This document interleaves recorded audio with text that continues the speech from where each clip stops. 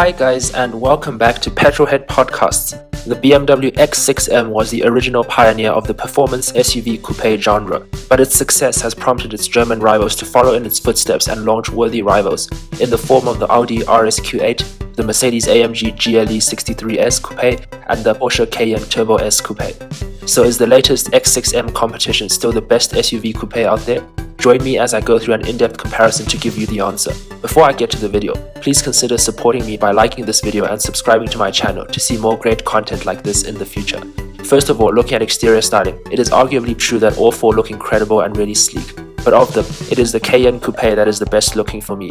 It almost looks natural as a coupe model, which is testimony to the inherent Porsche DNA as well as how coupe-like the standard Cayenne already was. I like how the rear end of the car tapers down gently and the thin strip of LED that runs across the entire width of the car's rear works well on it and reminds me of the latest 911 and Panamera. I also like how the license plate holder has moved into the lower bumper section, giving the tailgate a minimalist and sleek appearance.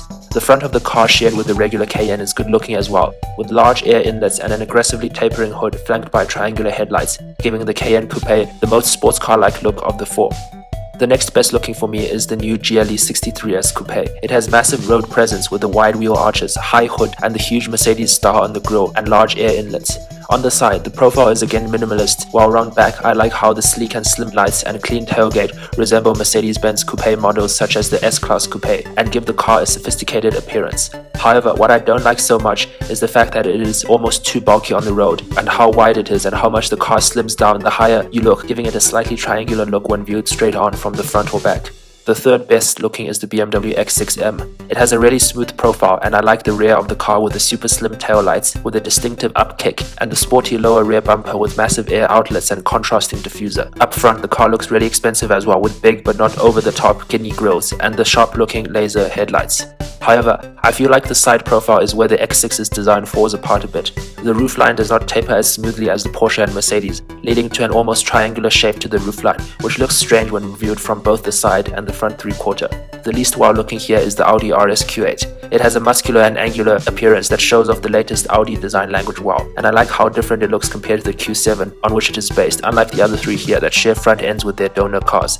The big hexagonal grille up front gives it a lot of presence, as does the thin LED light bar that runs the entire width of the rear, just like the Cayenne Coupe. However, I don't like how the car looks in profile, being too similar to a jacked-up hatchback and not coupe enough like the others here, and it lacks a bit of presence when viewed from certain angles. The front lights with a strange black glass section underneath them also looks a bit fussy, and overall it doesn't quite have the appeal of the other three. So for design, it is Porsche first, Mercedes second, BMW third, and Audi fourth for me. Moving on to interiors, and arguably the best here is the GLE 63S Coupe. It has the best feeling of luxury with the widescreen dashboard with two 12.3-inch displays side by side running the intuitive MBUX operating system. The flowing dashboard with the squared-off air vents and the large grab handles either side of the center control area add a sense of ruggedness and contribute to the feeling of luxury, especially when specced with the open pore wood, which makes the interior look like the deck of a yacht. The intricate details such as the stainless steel speaker grills of the Burmeister surround sound system, the 64-color ambient lighting, and the flat-bottom AMG steering wheel with touch controls all combine to provide the best sense of occasion of the four. It is just a shame that some of the plastics inside the car, such as those around the aircon controls and the lower door pockets, feel a bit flimsy and cheap. The next best interior here belongs to the Cayenne Coupe. It continues with the sports car-like theme, with the steering wheel from the Porsche 918 Spider, and the traditional Porsche 5-gauge instrument cluster has been retained with a physical rev counter flanked by digital displays that look really crisp and super configurable. The rising central control area with flush, touch-operated buttons that replace the physical buttons on older Cayennes also looks incredibly high-tech and sporty, as does the sport chrono clock on the dashboard, the sports seats, and the positioning and design of the gear lever. It too has grab handles on either side of the dashboard, adding a sense of ruggedness to an otherwise sporty design, while the large central touchscreen with the latest Porsche software is great as well.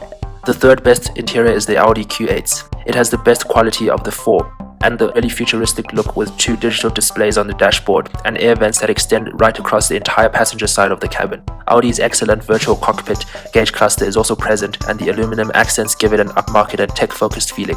However, I don't like how the car has so much piano black inside the cabin, which is very fingerprint prone and feels less upmarket than open pore wood in the GLE Coupe. The steering wheel is also slightly basic with no touch controls, and the layout is shared with too many other Audi and Volkswagen Group models that is beginning to look a bit old-fashioned. The worst interior here is the BMW X6M's. There's nothing wrong with it, and in fact the material quality is actually excellent, and some of the plastics are more premium than those in the GLE Coupe. It also has lovely details such as the crystal gear lever and iDrive selector, and the gesture control functions of the touchscreen. However, the design is just way too generic and too similar to cheaper BMW models like the 3 Series, which dilutes its appeal.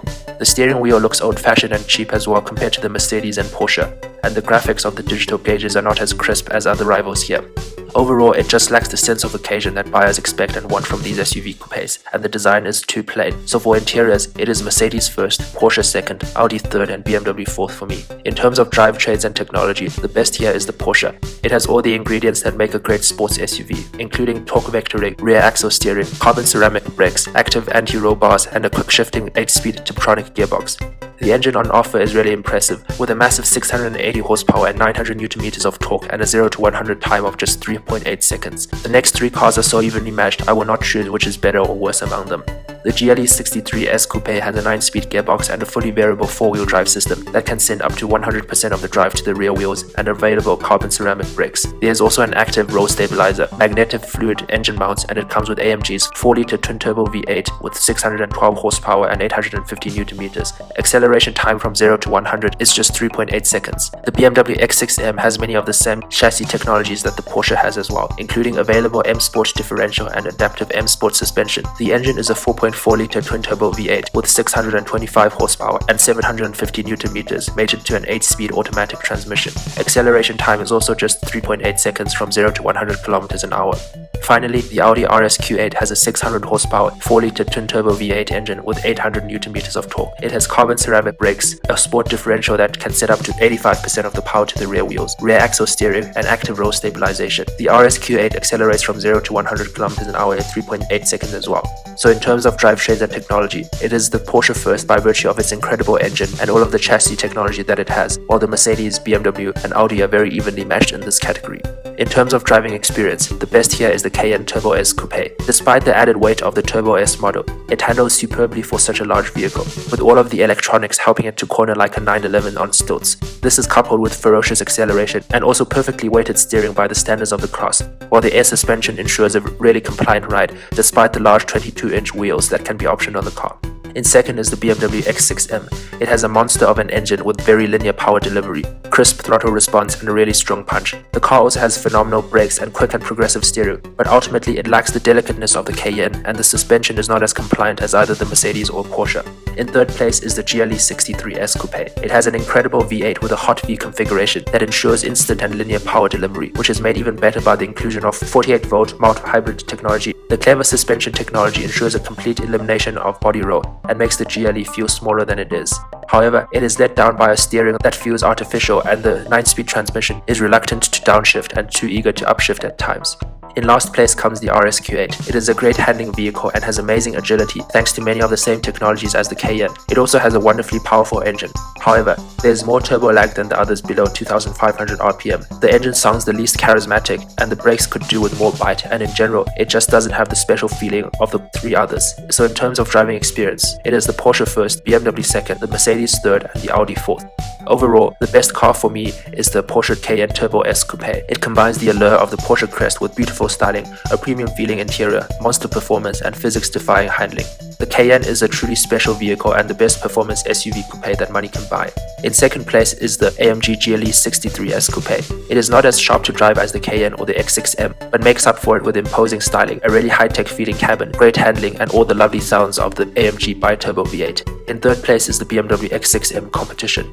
It has marvelous driving dynamics with sharp steering, throttle response, and a phenomenal engine. However, it is let down by a cabin that doesn't feel special enough and strange styling on the outside. In last place comes the RSQ8. It has great handling, a marvelous cabin, and a really powerful engine, but however, it is let down by having notable turbo lag, a lack of character to the driving experience, and weird exterior proportions.